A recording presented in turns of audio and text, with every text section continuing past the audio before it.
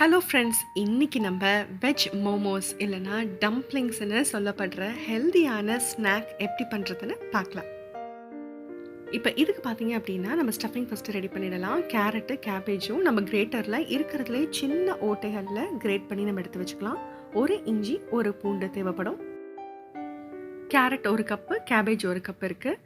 அதே நேரத்தில் நம்ம இந்த அளவுக்கு பார்த்தீங்க அப்படின்னா ஒரு அரை பெரிய வெங்காயம் தேவைப்படும். ஒரு 2 டீஸ்பூன் எண்ணெயில் முதல்ல நம்ம இந்த வெங்காயத்தை லேசாக வணக்கிக்க போகிறோம். இந்த ஸ்டஃபிங் வந்து திருப்பியும் நம்ம ஸ்டீம் குக் பண்ண போகிறதுனால இது ரொம்பவே வணக்கணும்னு நம்ம அவசியம் இல்லை. லேசாக வெங்காயம் வதங்கினதுக்கு அப்புறமேட்டு நம்ம இஞ்சியும் பூண்டையும் அதே மாதிரி நல்லா மெலிசாக கிரேட் பண்ணி இதில் போட்டுடலாம். அதையும் ஒரு லேஸ் வதக்கிட்டு நம்ம கிரேட் பண்ணி வச்சுருந்த கேரட்டையும் கேபேஜையும் இதில் சேர்த்துடலாம். இதில் கொஞ்சம் கூட தண்ணி சேர்க்கவே தேவையில்லை. இது கூட சேர்த்து ஒரு அரை டீஸ்பூன் அளவுக்கு மிளகுத்தூள் மட்டும் நான் சேர்த்துருக்கேன். அப்புறம் இதுக்கு தேவையான அளவு உப்பு, இதுக்கு 3/4 டீஸ்பூன் அளவுக்கு உப்பு சேர்த்தா போதும். நம்ம லேசாக வணக்கி ஓரளவுக்கு இதெல்லாம் நல்லா ஒரு ஸ்டஃபிங் மாதிரி ரெடி ஆனதுக்கு அப்புறமேட்டு ஃப்ளேம் ஆஃப் பண்ணிவிட்டு ஆற வச்சிடலாம். இதுக்கு இன்னொரு ஈஸியான ஸ்டஃபிங்கும் இருக்குது. இதே மாதிரி கேரட்டையும் கேபேஜையும் மெலிசாக துருவிட்டு பச்சை மிளகாய் நல்லா துருவி சேர்த்துக்கலாம், கொத்தமல்லி துருவி சேர்த்துக்கலாம், அரை டீஸ்பூன் அளவுக்கு மிளகுத்தூள் சேர்த்துக்கலாம், ஒரு 1/4 டீஸ்பூன் அளவுக்கு சாட் மசாலாவும், ஒரு அரை டீஸ்பூன் அளவுக்கு இதுக்கு தேவையான உப்பு சேர்த்து நல்லா இந்த மாதிரி ஃபோர்க்கில் பெரட்டி வச்சுட்டு அந்த ஸ்டஃபிங்கை அப்படியே நம்ம ஸ்டீம் பண்ணிக்கலாம். வெங்காயம் சேர்க்காததுனால இந்த ஸ்டஃபிங்கை நம்ம வணக்க தேவையில்லை.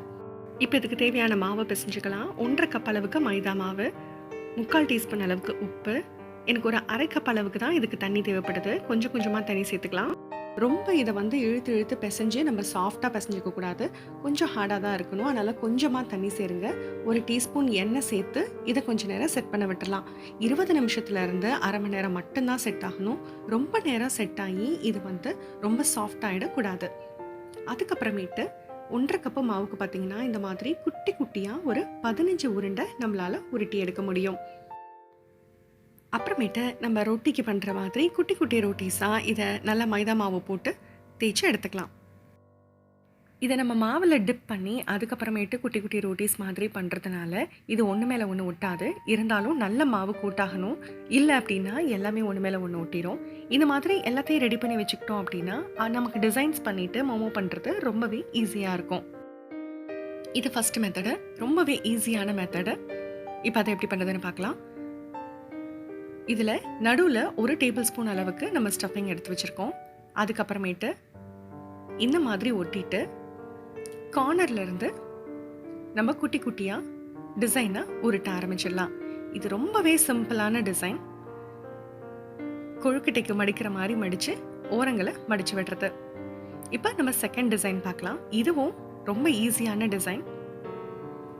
இதுக்கு முன்னாடி பண்ண மாதிரியே கொழுக்கட்டைக்கு மடிக்கிற மாதிரி மடித்து ஓரங்களை ஒட்டி விட்டுட்டு அதுக்கப்புறமேட்டு 2 எட்ஜையும் இந்த மாதிரி ஒன்றோட ஒன்று சேர்த்து நடுவில் நல்லா அழுத்தி கொடுத்துருங்க. அது விரிஞ்சு வரக்கூடாது, நடுவில் நல்லா அழுத்தி கொடுத்துருங்க.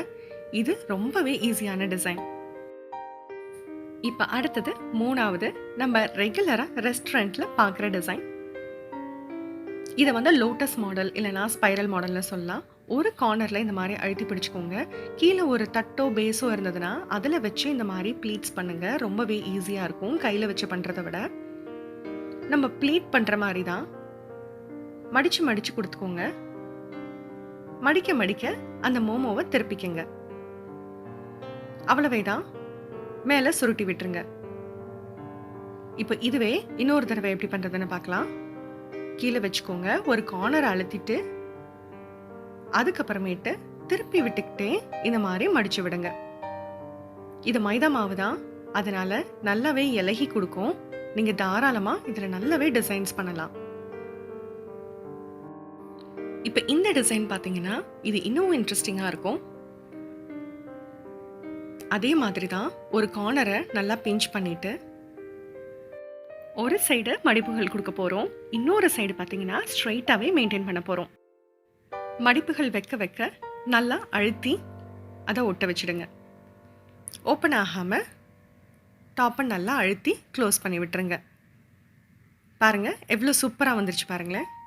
இப்போ இதே டிசைனை இன்னொரு ஆங்கிளில் இருந்து காட்டுறேன். ஒரு பிளேட்டில் இல்லைன்னா ஒரு ஃப்ளாட்டான மேடையில் வச்சு பண்ணிங்கன்னா ஈஸியாக இருக்கும். ஸோ கேமராவுக்கு பக்கத்தில் வச்சு பண்ணுறதுனால நான் கையில் வச்சு பண்ணி காட்டுறேன்.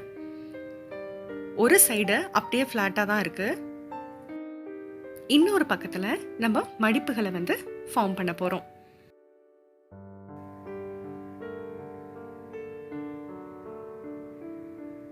அவ்வளவே தான். இது ரொம்பவே சிம்பிளாக ரொம்ப ஈஸியாக பண்ணிடலாம். இந்த மாதிரி கார்னர்ஸ் அழுத்தி கொடுத்து கொஞ்சம் கர்வ் பண்ணிடுங்க.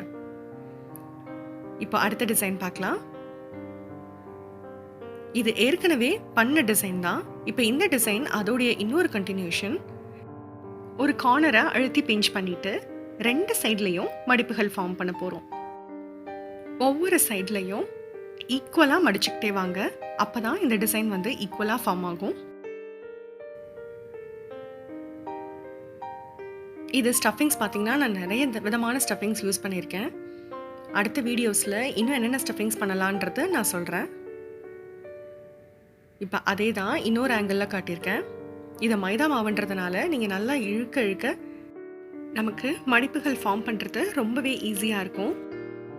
அவ்வளவே தான். 2 பக்கமும் மடிப்புகள் பண்ணியாச்சு.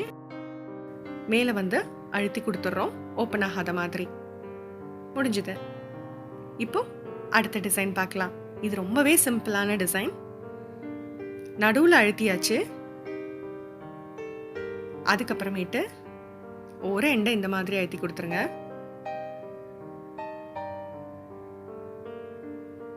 இன்னொரு எண்டில் இந்த மாதிரி பிடிச்சு விட்டுருங்க. கார்னர்ஸை நல்லா அழுத்தி கொடுத்துருங்க. அப்போ தான் நம்ம ஸ்டீம் பண்ணும்போது உரிஞ்சிட்டு வராது. இப்போதை நம்ம ஸ்டீம் பண்ணுறதுக்கு பாத்திரத்தில் தண்ணி கொதிச்சிட்ருக்கு. இந்த பிளேட்டில் 1 டீஸ்பூன் எண்ணெய் போட்டு தடவி விட்டுருக்கேன். அப்போ தான் நம்ம மோமோஸ் வந்து அதில் ஒட்டாது சூட்டில். தண்ணி ஒரு கொதி வந்ததுக்கப்புறமேட்டு சிம் பண்ணிவிட்டு மோமோஸை ஒன்றோட ஒன்று ஒட்டாமல் கொஞ்சம் தள்ளி அடுக்கி வச்சிடலாம். மீடியம் ஃப்ளேமில் 10 நிமிஷம் இந்த மாதிரி மூடி போட்டு குக் பண்ணுங்கள். 10 நிமிஷத்துக்கு மேலே தேவையே படாது.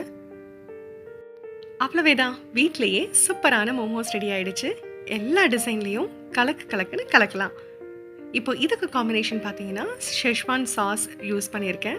இந்த சாஸ் எப்படி பண்ணுறது, வீட்லேயே எப்படி பண்ணுறதுன்னு சொல்லிட்டு என்னோட ஷெஷ்வான் ஃப்ரைட் ரைஸ் வீடியோ பாருங்கள், அதில் போட்டிருக்கேன். கண்டிப்பாக ட்ரை பண்ணி பாருங்கள். எப்படி வந்ததுன்ற கமெண்ட்ஸை எனக்கு ஷேர் பண்ணுங்கள். தேங்க்யூ.